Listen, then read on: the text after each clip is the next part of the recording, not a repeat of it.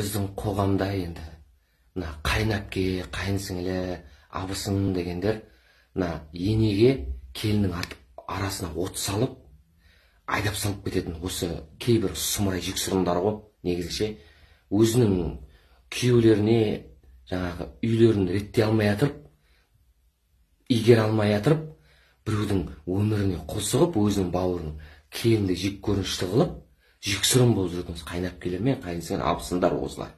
Ажырастырып жібергендер бар қоғамда. Солар үшін қазір ажырасып жатайын деп жатқандар бар. Қазір азап шегіп жүргендер де бар. Шындығына керек, конечно, келінде мінез болады содан кейін. Жан-жақтан бәрі жабылғаннан кейін байғұс. Анау күйеуі де қарамайды мысалға.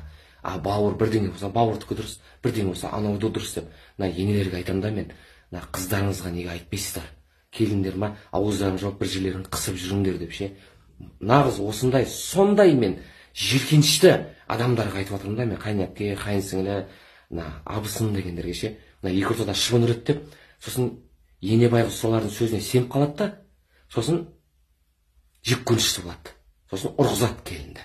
Міне сол себепті құрметті енелер, мына жаңағы қыздарыңыздың жаңағы аңдытуды немесе жаңағы ірткі салған кезде қысып жүріңдер деп кішкене айтып қойыңыздар. Ана үйге келген келінді қорғасаңыздаршы, мүләйімсіп мал ұқсатпай оны жаңағы өздеріңіздің қыздар